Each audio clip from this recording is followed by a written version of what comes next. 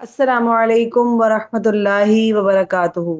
अल्हम्दुलिल्लाहि वकफ़ा वसलामुन अला इबादिल्लज़ीना इस्तफ़ा अम्मा बाद फ़अऊज़ु बिल्लाहि मिनश शैतानिर रजीम बिस्मिल्लाहिर रहमानिर रहीम क़ालल्लाहु तआला फ़िल क़ुरानिल करीम तबारकल्लज़ी बियदिहिल मुल्कु व हुवा अला कुल्लि शैइन क़दीर अल्लज़ी ख़लक़ल मौता वल हयाता लियब्लुवकुम अय्युकुम अहसनु अमला वहुवल अज़ीज़ुल गफ़ूर। रसूलुल्लाह सल्लल्लाहु अलैहि वसल्लम ने फरमाया कि कुरान में एक ऐसी सूरह है जिसकी 30 आयात हैं। उसने एक आदमी के हक में सिफारिश की यहाँ तक कि उसे बख्श दिया गया। फिर आप सल्लल्लाहु अलैहि वसल्लम ने फरमाया, सूरह मुल्क अजाब कब्र से निजात दिलवाने वाली है। यानी कि दो जो मैंने अभी तिलावत की आयात वो सूरह मुल्क की थी। 29 पारा आज हमारा स्टार्ट हो गया अल्हम्दुलिल्लाह। तो सूरह मुल्क को जो है वो अजाब कब्र से बचाने वाली और सिफारिश करने वाली सूरह कहा गया। रसूलुल्लाह सल्लल्लाहु अलैहि वसल्लम का मामूल था कि वो सूरह सजदा और सूरह मुल्क की तिलावत फरमाते और उसके बाद सोते।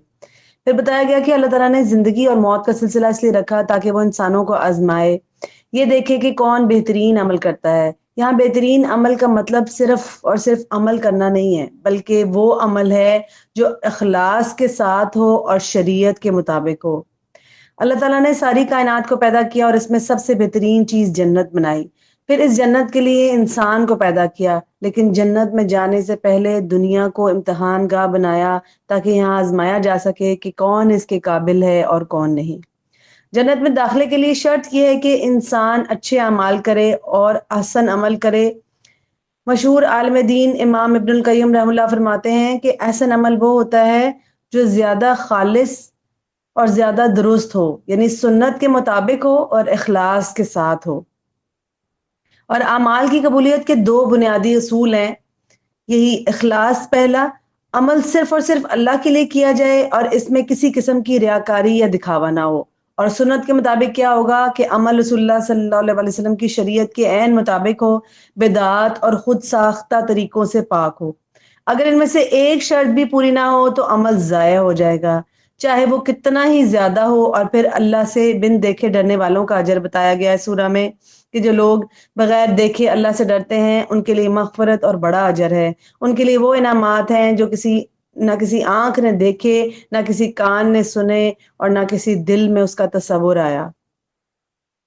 सूरह के आखिर में लोगों का जिक्र है जो क़यामत के वक़ूअ पज़ीर होने में जल्दी मचाते हैं और अज़ाब के मुतालबे में तंज़ करते हैं।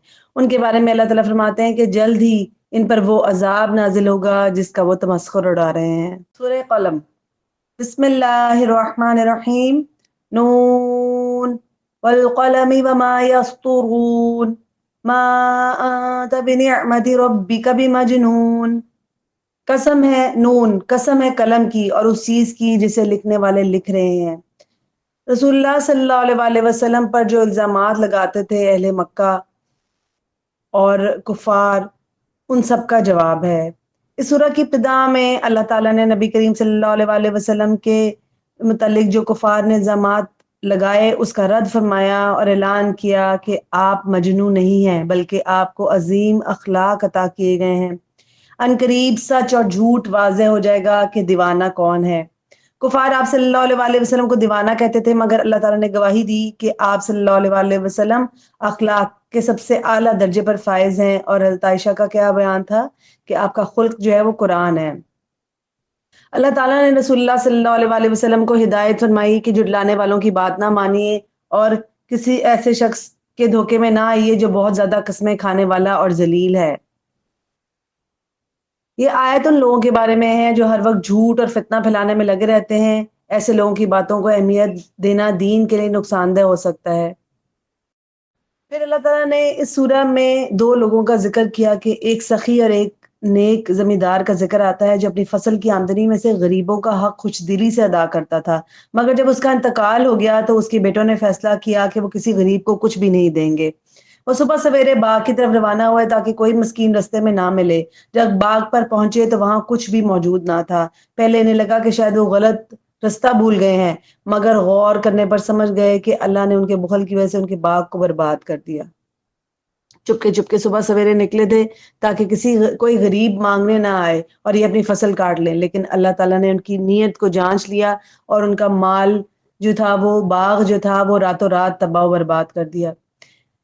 اس سے ہمیں کیا پتہ چلتا ہے کہ جب ہم مال کو راہ خدا میں خرچ نہیں کریں گے تو وہ مال جو ہے وہ ضائع ہو جائے گا، یا اس کے ضائع ہونے کے خدشات جو ہے وہ حد سے زیادہ بڑھ جائیں گے۔ سورہ کے آخر میں کفار کی سازشوں کا ذکر کیا گیا اور رسول اللہ صلی اللہ علیہ وآلہ وسلم کو حسد اور بغض کی وجہ سے گھورتے رہتے تھے تاکہ آپ پر اثر ڈال سکیں، کیونکہ نظر بد جو ہے وہ اثر رکھتی ہے۔ لیکن جب وہ قرآن سنتے تو کہتے ہیں یہ تو دیوانہ ہے۔ اللہ نے واضح فرما دیا کہ یہ قرآن مجید دونوں جہانوں کے لیے نصیحت ہے، اور جو لوگ اس سے منہ موڑیں گے وہی خسارے میں رہیں گے۔ سورۃ الحاقہ۔ بسم اللہ الرحمن الرحیم۔ الحاقہ ما الحاقہ وما ادراک ما الحاقہ۔ ہو کر رہنے والی، کیا ہے وہ ہو کر رہنے والی، اور تم کیا جانو کہ وہ کیا ہے ہو کر رہنے والی۔ اللہ تعالیٰ نے اس سورہ میں قیامت کے لیے لفظ الحاقہ استعمال فرمایا، جس کا مطلب ہے کہ وہ حقیقت جو ضرور پیش آ کر رہے گی۔ اس دن ہر انسان کو اس کے اعمال کا بدلہ دیا جائے گا، اور جو لوگ اس دن کا انکار کرتے ہیں ان کے انجام کو اللہ تعالیٰ نے بیان فرما دیا۔ پھر پچھلی قوموں کی ہلاکت کا ذکر کیا گیا، ان کے انجام کا ذکر کیا گیا جو قیامت کو جھٹلایا کرتی تھی۔ قوم سمود ایک زوردار چیخ کے ذریعے تباہ کر دی گئی۔ قوم عاد 7 راتیں اور 8 دن ان کے اوپر شدید ترین آندھی چلائی گئی جس نے ان کو الٹ پلٹ کر رکھ دیا۔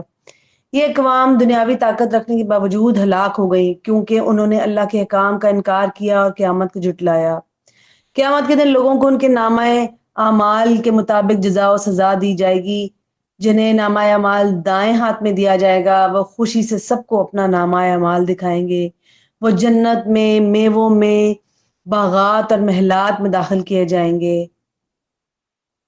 اللہم جعلنا منہم، اللہم جعلنا منہم، اللہم جعلنا منہم۔ اے اللہ ہمیں ان لوگوں میں شامل فرمانا۔ اور دوسری طرح کے لوگ جنہیں نامہ اعمال بائیں ہاتھ میں دیا جائے گا، وہ افسوس کریں گے اور موت کی تمنا کریں گے، مگر انہیں موت بھی نہیں ملے گی۔ انہیں جہنم میں ڈالا جائے گا اور 70,000 گز لمبی زنجیروں میں جکڑ دیا جائے گا۔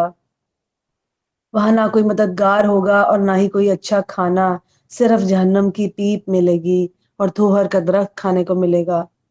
اللہم لا جعلنا منہم، اللہم لا جعلنا منہم، اللہم لا جعلنا منہم۔ اے اللہ ہمیں ان لوگوں میں شامل نہ فرمانا۔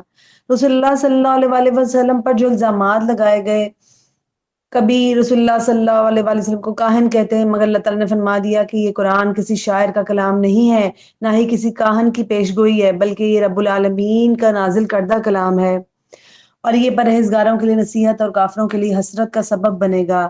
اللہ تعالیٰ کی کوئی بھی بات کبھی غلط نہیں ہو سکتی۔ لا یخلف اللہ المیعاد، اللہ کا وعدہ بھی کبھی غلط نہیں ہو سکتا۔ اللہ تعالیٰ نے فرمایا کہ اگر نعوذ باللہ رسول اللہ صلی اللہ علیہ وآلہ وسلم اپنی طرف سے کوئی بات گھڑتے تو ہم انہیں رگے گردن سے پکڑ لیتے، لیکن یہ قرآن سراسر حق ہے، اور اللہ تعالیٰ نے رسول اللہ صلی اللہ علیہ وآلہ وسلم کو رہتی دنیا تک کے لیے ان کے تذکروں کو باقی رکھنے کا فیصلہ کیا۔ بسم اللہ الرحمن الرحیم۔ سورہ نوح۔ اِنَّا أَرْسَلْنَا نُوحًا إِلَىٰ قَوْمِهِ أَنْ أَنذِرْ قَوْمَكَ مِن قَبْلِ أَن يَأْتِيَهُمْ عَذَابٌ أَلِيمٌ۔ اب یہاں نوح علیہ السلام اور ان کی قوم کا ذکر ہے۔ اللہ تعالیٰ نے نوح علیہ السلام کو ان کی قوم کی طرف بھیجا تاکہ وہ عذاب کے آنے سے پہلے انہیں توحید کی دعوت دیں۔ انہوں نے قوم سے فرمایا کہ اللہ کی عبادت کرو، اسی سے ڈرو اور میرا کہا مانو تاکہ تمہیں بخش دیا جائے۔ جب اللہ کا مقرر کردہ وقت آ جائے گا تو اسے کوئی ٹال نہیں سکتا۔ نوح علیہ السلام نے 950 سال دن رات کھلے اور عام اور پوشیدہ ہر طریقے سے اپنی قوم کو اللہ کی طرف بلایا، مگر قوم نے ان کی بات نہ مانی۔ اعلانیہ بھی بلایا، چپکے سے بھی بلایا، ہر طریقے سے 950 سال انہوں نے خوب محنت کی، لیکن ان کی قوم نے ان کی بات نہ مانی۔ انہوں نے اپنی قوم کو استغفار کرنے کی ترغیب دی اور فرمایا کہ اگر تم استغفار کرو گے تو اللہ تم پر خوب بارشیں نازل کرے گا، تمہیں مال و دولت عطا کرے گا، اولاد عطا کرے گا، تمہارے لیے نہریں اور باغات مہیا کرے گا۔ یہاں پر ہمارے لیے سیکھنے کی بات ہے کہ اللہ تعالیٰ نے یہاں استغفار کے نتائج بتائے کہ اگر ہم سچے دل سے استغفار کریں گے تو اللہ تعالیٰ آسمان کو ہم پر خوب برسنے والا بنا دیں گے، مال اور اولاد یعنی بیٹوں سے مدد کریں گے، اور نہریں اور باغات مہیا کریں گے۔ یہ ہے استغفار کا جو ہے وہ اللہ تعالیٰ اس کے بدلے کیا دیں گے، سچے دل سے استغفار اور اپنے گناہوں پر توبہ کرنے کے بعد اللہ تعالیٰ کیا دیتے ہیں، یہ نعمتیں اللہ کی ملتی ہیں۔ لیکن ان کی قوم نے کیا کیا کہ نافرمانی کی اور رد کر دیا، اور ان کی نصیحت جو وہ کر رہے تھے اس کو نہ مانا اور اپنے بتوں کی عبادت پر ڈٹے رہے۔ انہوں نے اپنی سازشوں سے لوگوں کو مزید گمراہ کیا۔ نوح علیہ السلام نے اللہ سے دعا کی کہ اے اللہ ان کافروں میں سے کسی کو زمین پر زندہ نہ چھوڑ، کیونکہ یہ صرف گمراہی پھیلائیں گے۔ انہوں نے اللہ سے دعا کی اللہ تعالیٰ ان کا ایک بھی نہ چھوڑے۔ ربی انی مغلوب فانتصر، کہ اللہ میں مغلوب ہو گیا ہوں تو میری مدد فرما، یہ نوح علیہ السلام۔ پھر اللہ نے انہیں طوفان میں غرق کر دیا اور آخرت میں جہنم ان کا مقدر بنا دی۔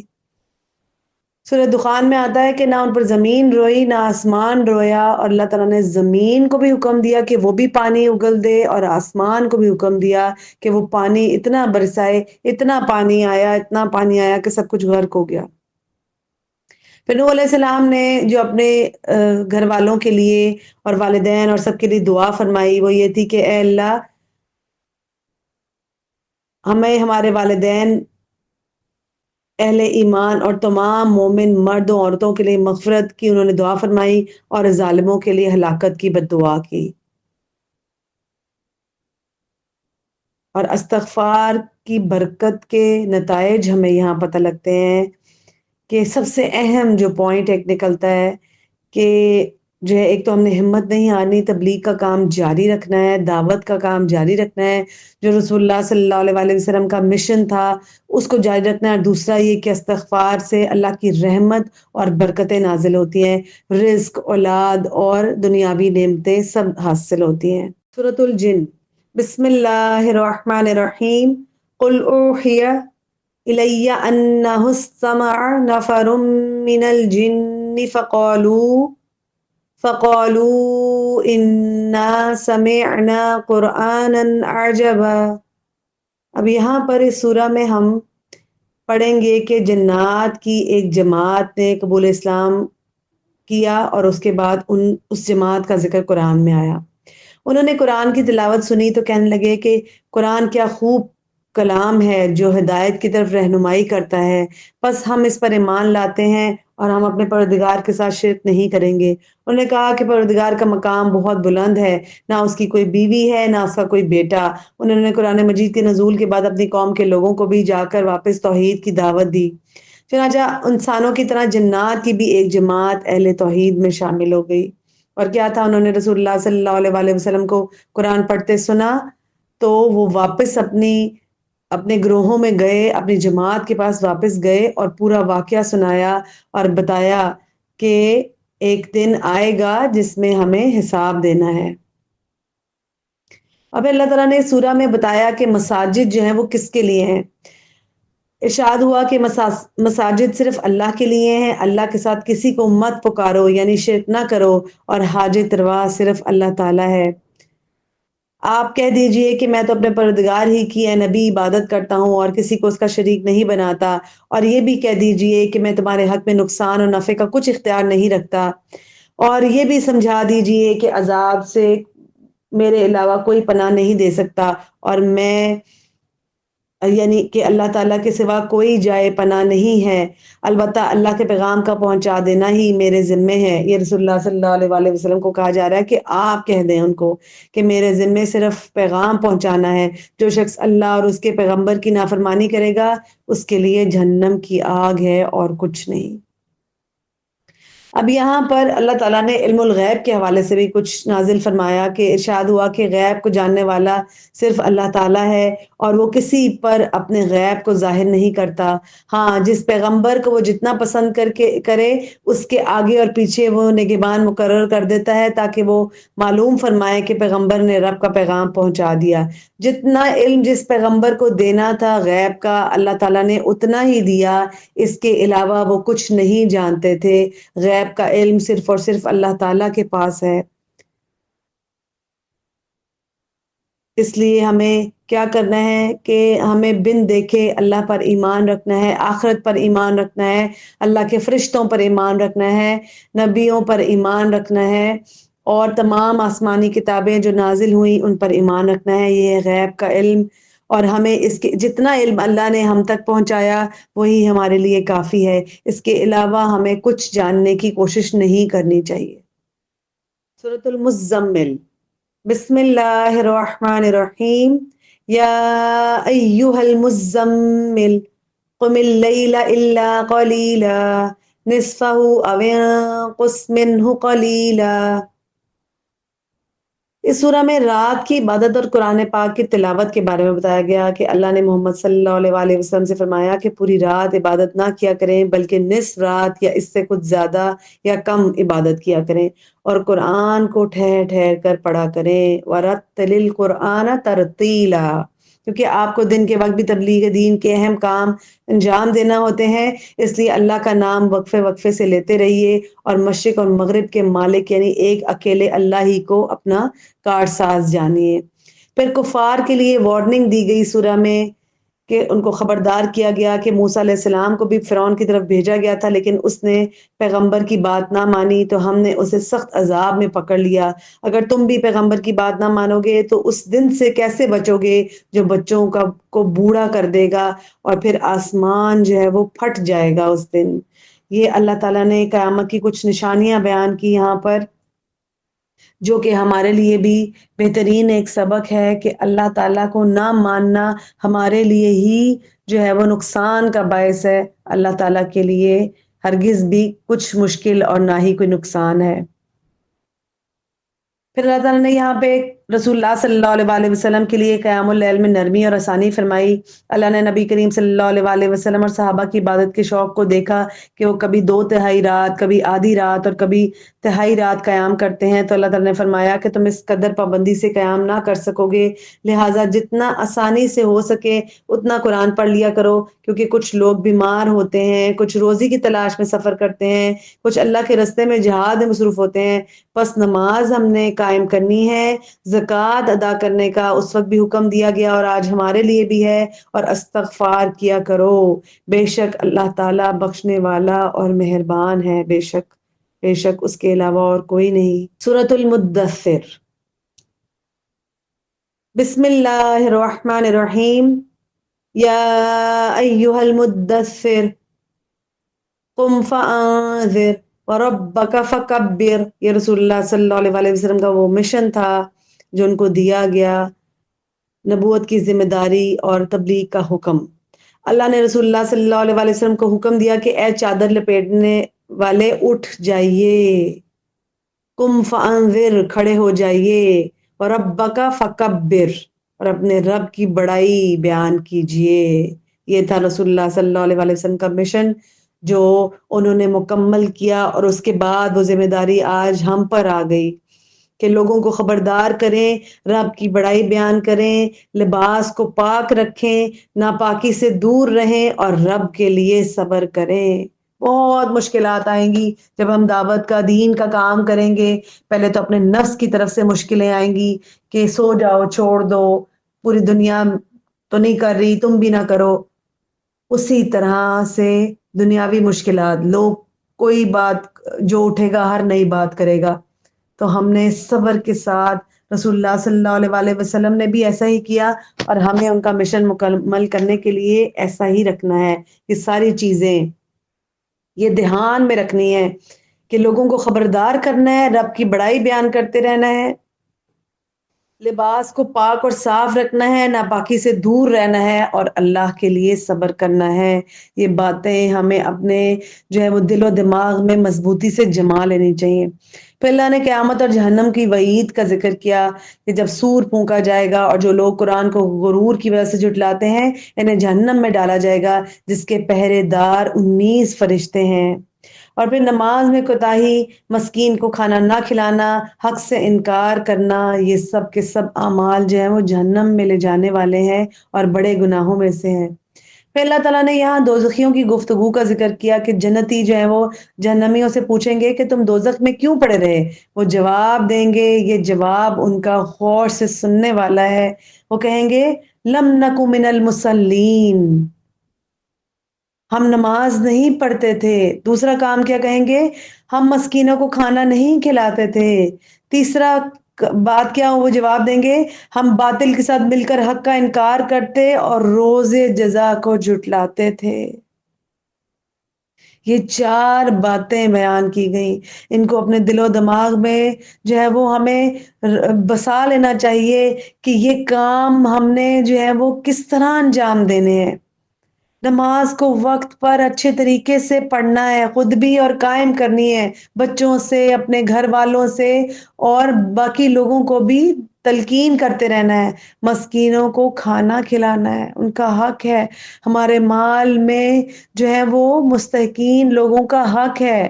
اللہ نے یہ ثواب ہمارے ذمہ لکھ دیا ہے کہ اگر ہم کھلائیں گے تو ثواب کس کو ملے گا، لیکن رزق دینے والا کون ہے؟ اس رزق میں سے اللہ تعالیٰ نے ان کا حصہ رکھا ہے۔ اور باطل کے ساتھ مل کر حق کا انکار کرتے تھے۔ جب بھی اللہ کا کوئی حکم آتا تھا ہم کہتے تھے اللہ تو غفور الرحیم ہے، ہم نہیں بھی مانیں گے تو وہ تو معاف کرنے والا ہے، وہ معاف کر ہی دے گا۔ اللہ تعالیٰ ہمیں ان چیزوں سے بچائے۔ اور روز جزا کو جھٹلاتے تھے۔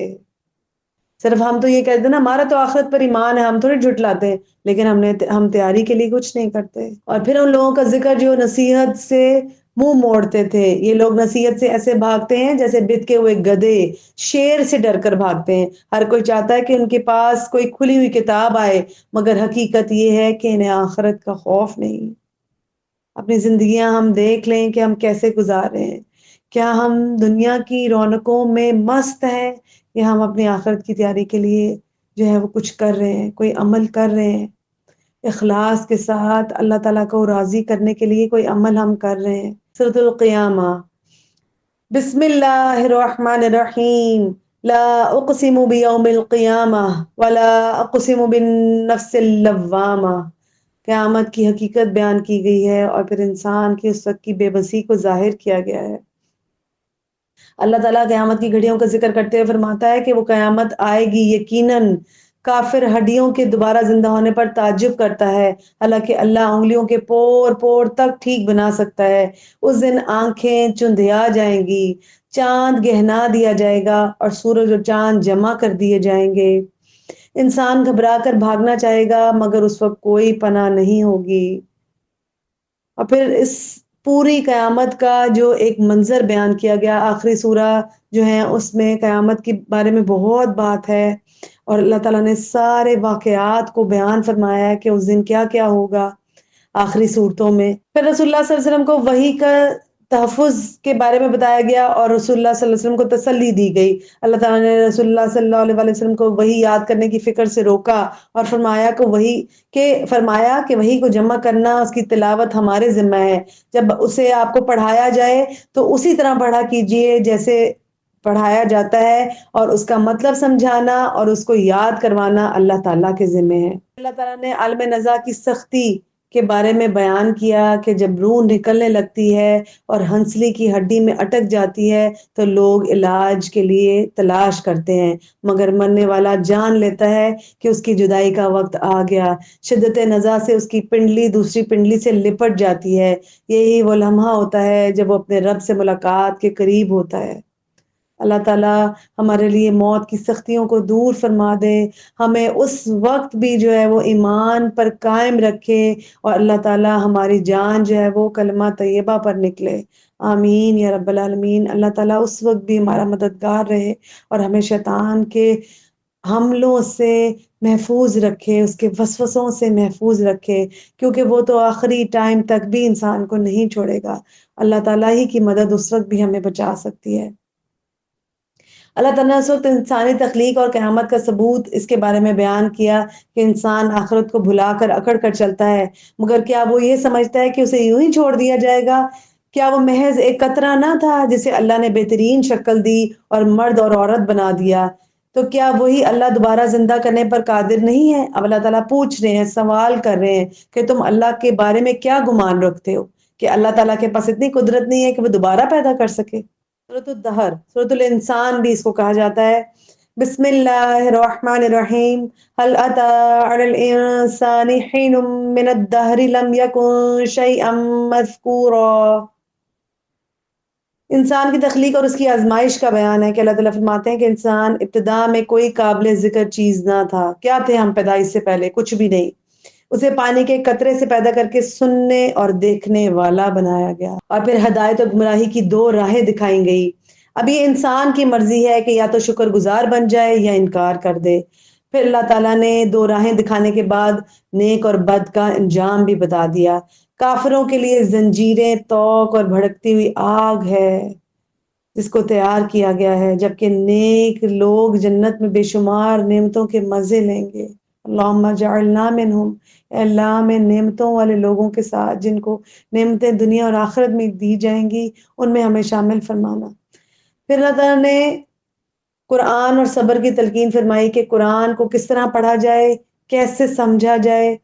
اللہ تعالیٰ نے قرآن کو آہستہ آہستہ نازل فرمایا تاکہ اس کو ٹھہر ٹھہر کر سمجھ کر پڑھا جائے۔ رسول اللہ صلی اللہ علیہ وسلم کو صبر کی تلقین کی گئی اور حکم دیا گیا کہ وہ صبح و شام اللہ کا ذکر کریں اور رات کو طویل سجدے میں گزاریں۔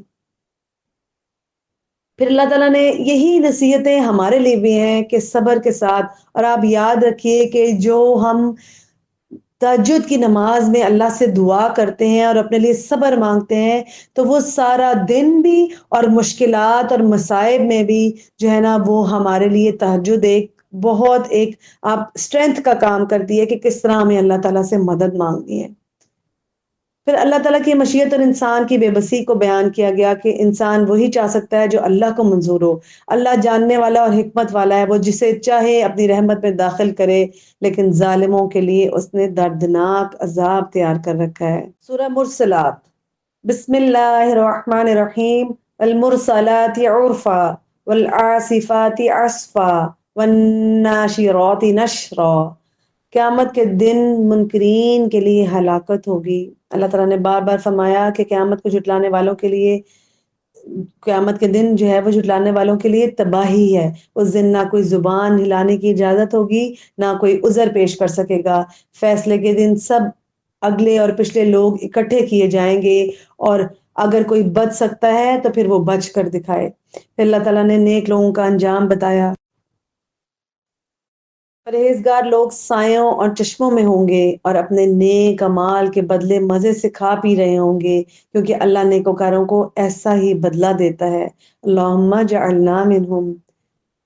پھر اللہ تعالیٰ نے بتایا کہ نماز کو چھوڑنے والے اور سرکشی کرنے والوں کا کیا انجام ہوگا، کہ وہ انکار کرتے رہتے ہیں قیامت کے دن سے، پھر آخر یہ کس بات پر ایمان لائیں گے؟ اور نماز کے لیے کہ اگر وہ نماز ہی نہیں پڑھیں گے تو یعنی کہ انہوں نے اللہ کی اطاعت سے اپنے آپ کو روک دیا اور نافرمانی کی اور ایمان کی درجے سے خارج ہو گئے۔ آج جو بھی ہم نے پڑھا سیکھا، اللہ تعالیٰ ہمیں اس پر عمل کرنے کی توفیق عطا فرمائے۔ اللہ تعالیٰ ہمیں اپنا ایسا خوف عطا فرمائے جو ہمارے اور اللہ کی نافرمانی کے درمیان حائل ہو جائے، اور اللہ تعالیٰ ہمیں ایسی اطاعت کی توفیق دے جو ہمیں تیری جنت تک پہنچا دے۔ اللہ تعالیٰ ہمیں ایسا یقین عطا کر جس سے ہماری دنیا کی مصیبتیں ہم پر آسان ہو جائیں۔ اللہ تعالیٰ تو ہمیں جب تک زندہ رکھ، ہمارے کانوں، آنکھوں اور قوتوں سے ہمیں فائدہ پہنچا، اور دنیا کو ہمارا بڑا غم نہ بنا۔ اللہ ہمیں ہماری دنیا کو ہمارا بڑا غم نہ بنا، اور نہ ہی ہمارے علم کی انتہا بنا. ہمیں ہر طرح کی برائیوں سے اللہ تعالیٰ محفوظ فرما دے اور ہمارے گناہوں کو دھو دے. اللہ تعالیٰ ہمیں معاف فرما دے. اللہ تعالیٰ جو پیچھے گناہ ہم کر کے آئے ہیں اللہ تعالیٰ ان کو مٹا دے. اللہ تعالیٰ ہمیں اپنے نیک بندوں میں شامل فرما لے. ہمیں گناہوں سے برائیوں سے بچا لے اور ہمیں اپنی جنتوں تک پہنچا دے. اللہ تعالیٰ آپ ہم سے راضی ہو جائیے. آمین یا رب العالمین. وما علینا الا البلاغ واخر دعوانا ان الحمد للہ رب العالمین. سبحانک اللہم وبحمدک نشہد ان لا الہ الا انت نستغفرک ونتوب الیک. السلام علیکم ورحمۃ اللہ وبرکاتہ.